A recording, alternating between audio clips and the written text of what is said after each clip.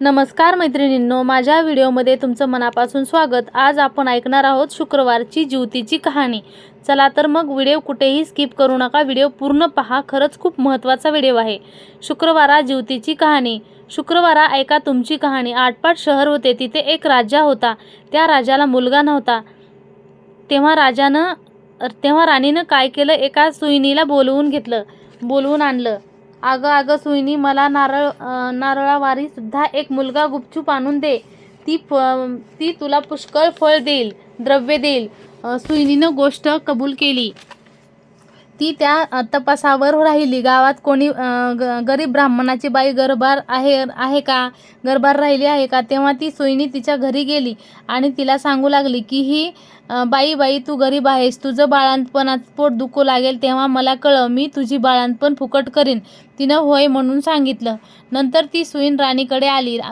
बाईसाहेब, आपल्या नगरात एक अमुक गरीब ब्राह्मणाची बाई गरोदर आहे। तिला नुकताच दुसरा महिना लागला आहे। लक्षण सर्व मुलांचीच दिसत आहेत। तेव्हा आपल्या घरापासून तो तिथपर्यंत कोणास काही कळणार नाही, असं एक गुप्त भुयार करावं। आपणास काही दिवस गेल्याची अफवा उठवावी आणि मी तुम्हास नाळवारीचा मुलगा आणून देईल। असं ऐकल्यावर राणीला मोठा आनंद झाला आणि जसजसे दिवस गेले होते त्याप्रमाणे डोळ्याचे ढोंग केलं। पोट मोठं दिसण्याकरिता त्याच्यावर लुगड्याच्या घड्या बांधल्या, भुयार तयार केलं, 9 मास बाळंतपणाची तयारी केली। इकडे ब्राह्मणबाईचं पोट दुखू लागलं। सुईणीला बोलावं धाडलं। बरोबर, तुम्ही पुढं व्हा, मी येते म्हणून सांगितलं।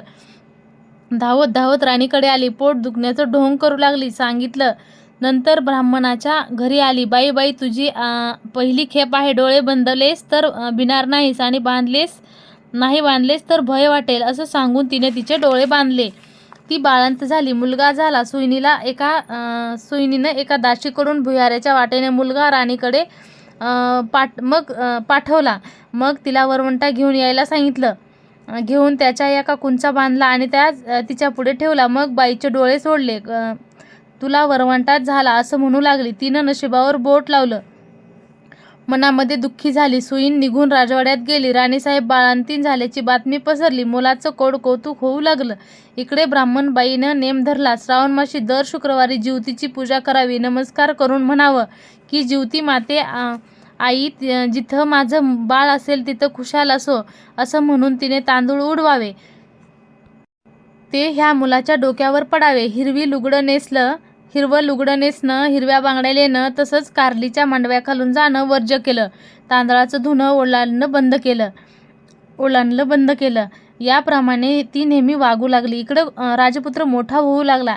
एक दिवस बाहेर फिरायला निघाला। त्या दिवशी ती न्हाऊन माखून अंगणात राळे राखीत बसली होती। तेव्हा याची नजर तिच्यावर गेली।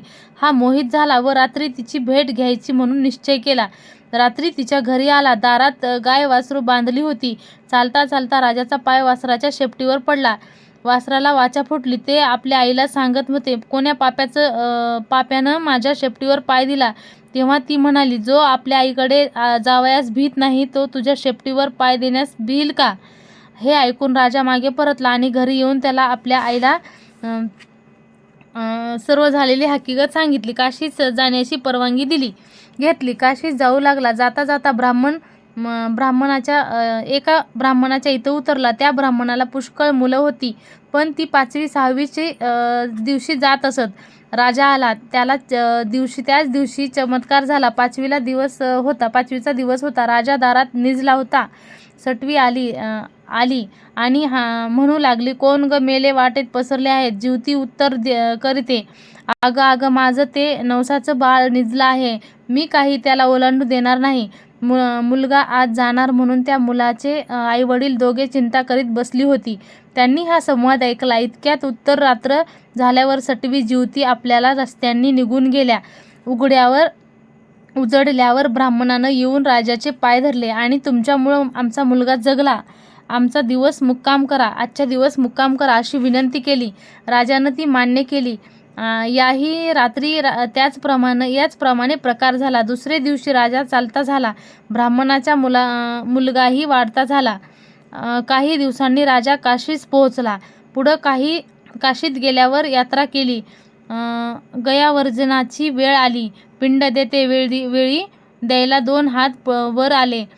असे होण्याचे कारण राजाने ब्राह्मणाला विचारलं. ते म्हणाले, घरी जा, साऱ्या गावातल्या बायका पुरुषांना जेवायला बोलव आणि याचं कारण समजेल. मनाला मोठी चुटपुटू लागली होती. घरी आपला मोठ्या थाटानं मौंद केलं. त्या दिवशी शुक्रवार होता. गावात ताकीद दिली, घरी कोणीही चूल पेटू नये, सगळ्यांनी जेवायला यावं. ब्राह्मणीला मोठं संकट पडलं. राजाला निरोप धाडला, मला जिवतीचा व्रत आहे, माझे नेम पुष्कळ आहेत, हे पाळलं तर जेवायला येईन. राजानं कबूल केलं. तिथं तांदळाचं धुणं होतं, ते काढून तिनं सारवून घेतलं. आली. हिरव्या बांगड्या भरल्या नाहीत, कारल्याच्या मांडवा खाळून गेली नाही. दरवेळेस माई माझं बाळ जिथं असेल तिथं खुशाल असो असं म्हणे. पुढं पान वाढली, मोठं ताट जमला. राजानं तूप वाढायला घेतलं. वाढता वाढता ही त्या पंक्तीत बसली होती. तिथं आला, तूप वाढू लागला. ईश्वर चमत्कार झाला. बाईला प्रेम सुटलं, पाना फुटला. तिच्या स्तनातून दुधाच्या धारा फुटल्या. त्या होत्या तोंडात उडाल्या. तो हातची तपेली ठेवून रुसून निजून काही केल्या उठेना. तेव्हा त्याची आई गेली. त्याची समजूत करू लागली. तो म्हणाला, असं होण्याचे कारण काय? तिनं सांगितलं की ती तुझी खरी आई आहे, मी तुझी मानलेली आई आहे, असं सांगून सर्व हकीकत सांगितली. नंतर भोजनाचा समारंभ झाला. पुढं त्यानं आपल्या आईबरोबर राजवाड्यात नजीक मोठा वाडा बांधून देऊन त्यांच्यासुद्धा आपण राज्य करू लागला. जशी जिवती तिला प्रसन्न झाली, तशी तुम्हा आम्हाला हो. ही 60 उत्तरांची कहाणी सुफळ संपूर्ण. तुम्हाला माझा जर हा माहितीपूर्ण व्हिडिओ आवडला असेल तर या व्हिडिओला जास्तीत जास्त शेअर करा, सबस्क्राईब करा. चॅनलवरती नवीन असाल तर सबस्क्राईब करून बेल आयकॉनचे बटन प्रेस करायला अजिबात विसरू नका. पुढे भेटूया अशाच नवीन व्हिडिओ बरोबर. तोपर्यंत धन्यवाद.